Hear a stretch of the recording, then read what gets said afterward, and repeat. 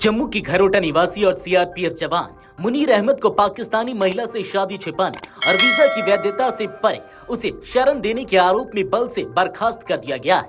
अहमद ने अपनी बर्खास्तगी के कुछ घंटों बाद कहा कि उन्होंने पिछले साल सीआरपीएफ मुख्यालय से इजाजत लेने के लगभग 1 महीने बाद ही शादी की थी। अहमद, जो अप्रैल 2017 से सीआरपीएफ में तैनात थे, उन्होंने दावा किया कि उन्होंने हर कदम मुख्यालय की जानकारी में उठाया और अब इस फैसले को अदालत में चुनौती देंगे।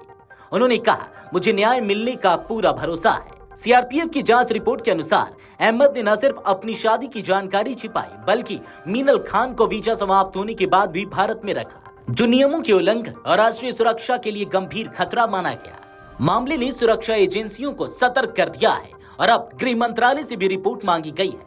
यह घटना सुरक्षा बलों में नियम और पारदर्शिता को लेकर नई बहस छेड़ सकती है। इस पूरे मामले पर मुनीर अहमद ने क्या कुछ कहा, आगे सुनिए। एक्चुअली ये हमारी शादी 24 मई 2024 को हुई थी, वीडियो कॉन्फ्रेंस के जरिए।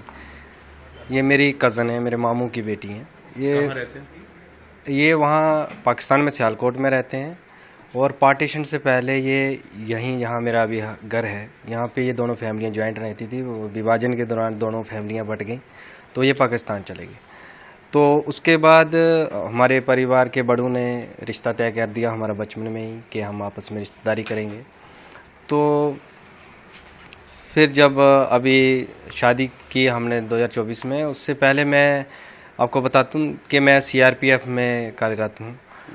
तो मैंने अपने विभाग को शादी की अनुमति के लिए सूचना देने के लिए मैंने 31/12/2022 को मैंने एक लेटर लिखा था और उस लेटर के ऊपर कुछ आपत्तियां लगा के इन्होंने रिटर्न कर दिया। 24 जनवरी रिस्पेक्ट है। तो उसमें मैरिज का कार्ड, शादी कहाँ पे होगी ये और ये सब चीज़ें उसमें लिखी गई। मैंने उन सब आपत्तियों का निवारण करके शादी का कार्ड लगा के मैंने डिपार्टमेंट को दी। 72 बटालियन सीआरपीएफ सुंदरबनी में कमांडेंट साहब से मैं मिला भी। फिर वो मेरा लेटर जो है through proper channel DIG range, उसके बाद जम्मू सेक्टर आईजी सीआरपीएफ, फिर एसडीजी जेके जोन से होता हुआ वो डायरेक्टेड सीआरपीएफ दिल्ली तक गया। वहाँ कुछ समय लगा, 2-4 महीने 5 महीने का समय वहाँ पे लगा। फिर उसके बाद में वहाँ से एक रिप्लाई आता है, जवाब आता है कि उसके संबंध में उन्होंने लिखा है, मतलब क्लियर लिख के दिया है कि रूल के हिसाब से जो है एक सरकारी कर्मचारी को सरकार को सूचित करना होता है, डिपार्टमेंट को सूचित करना होता है। तो मेरे बारे में साफ उसमें लिखा है कि प्रार्थी ने डिपार्टमेंट को सूचित कर दिया है। वो लेटर है आपके? ये लेटर मेरे पास है, ये लेटर है, आप देख सकते हैं। अच्छा। इसमें साफ मेंशन हुआ है। कहाँ पे लिखा है? ये लिखा हुआ है कि प्रार्थी ने उल्लेख मतलब इसके संबंध में सूचित कर दिया है। और एनओसी कानून है कि शादी से पहले आपको उनको सूचित करना है। मैं 24/5/2024 को शादी की है। शादी के बाद भी मैंने सूचित किया है, ऐसा पहले भी किया है। और तो अनुमति वहां से दी गई 30 जी, ये देखो क्लियर है, 30/4/2024 को डायरेक्टरेट से आया हुआ है कि इसने सूचित कर दिया है डिपार्टमेंट को और एनओसी का कोई उल्लेख नहीं है इसमें। उसके बाद में ये 24/5/2024 को मेरी शादी हुई। मेरे फादर कैंसर पेशेंट हैं। पहले हमने डेट जो है सीआरपीएफ ने मतलब किया था कि आप कर सकते हो शादी? जी क्लियर है, ये लेटर है मेरे पास डायरेक्टर डीजी का। अच्छा। जी इन्फॉर्म किया मैंने। फिर उसके बाद शादी करने के बाद भी मैंने इन्फॉर्म किया। मैंने मैरिज सर्टिफिकेट की कापियाँ, अपने वेडिंग कार्ड की और हालांकि तस्वीरें वो भी मैंने जो है वहाँ पे दी 72 बटालियन में। और टाइम टू टाइम मैं प्रॉपर इन्फॉर्म करता रहा डिपार्टमेंट को। फिर मैंने दरअसल पहले शादी की हमारी डेट 5/11/2023 थी, जो इसमें मेंशन है। तो इस लेटर में भी समय लग रहा था और वीज़ा मिलने में भी देरी हो रही थी, तो उस टाइम पे हो नहीं पाई। फिर ये शादी उस टाइम पे नहीं हो पाई क्योंकि वीज़ा नहीं मिला। फिर ये लेटर के जो रिप्लाई है 30/4/2024 से डायरेक्टेड से आ जाता है। तो मेरे फादर की तबीयत भी ज़्यादा ख़राब हो गई उस दौरान, कैंसर पेशेंट है। तो दोनों फैमिलियों ने सहमति की और हमने वीडियो कॉन्फ्रेंस के जरिए ऑनलाइन निकाह किया और शादी कर दी हमने।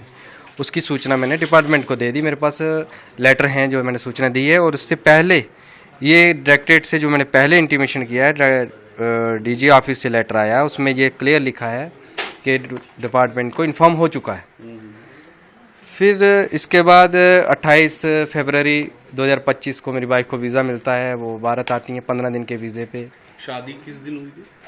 शादी हुई थी 24/5/2024, 24 मई को। अच्छा, 24 में 2024 में 2024। जी, वो आती हैं 2025 फरवरी 28 को। अच्छा, एक साल बाद लगभग वीजा मिला। हाँ, लमसम 9 महीने या 1 साल का इतना हमें टाइम लगा उसमें, वीज़े का प्रोसेस में कंप्लीट होने में। उसकी फील्ड वेरिफिकेशनें होती हैं यहाँ पे भी, सारा 2-3 विभाग उसकी वेरिफिकेशन करते हैं। तो जब मेरी वाइफ आई तो मैंने अपनी बटालियन को टेलीफोनिकली भी वीज़े की कापियाँ भी मेरे व्हाट्सएप पे आज भी उसकी डिप्टी कमांडेंट के नाम पे जो मैंने भेजा है नंबर पे, आज भी प्रूफ है।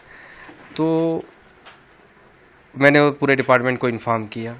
फिर उसके बाद 15 दिन के वीज़े पे थी, तो हमने उसके विदिन 15 दिन के अंदर ही हमको LTV अप्लाई करना होता है, अगर मतलब वो लॉन्ग टर्म वीज़ा जो शादी के ग्राउंड पे मिलता है। तो हमने वो 4 मार्च को ही अप्लाई कर दिया, 4 मार्च अभी 2025 को। तो 14 तक हमारा विजिट वीज़ा था। उस दौरान फील्ड वेरिफिकेशन हुई LTV की, और 13 मार्च को जो है हमारा इंटरव्यू FRO के पास होता है, FRO जम्मू के पास। तो उसके बाद उन्होंने कहा कि आपका पॉजिटिव रिकमेंडेशन हम आगे भेज रहे हैं, तो आप LTV कैटेगरी में फॉलो करते हैं, आप स्टे कर सकते हैं इसमें कोई। अगर आप ये वीडियो YouTube पर देख रहे हैं तो हमारे चैनल को सब्सक्राइब कर बेल आइकन दबाएं, और Facebook पर देख रहे हैं तो हमारे पेज को लाइक करें। 8 मिलियन प्लस सब्सक्राइबर, आपके इस भरोसे के लिए बहुत धन्यवाद।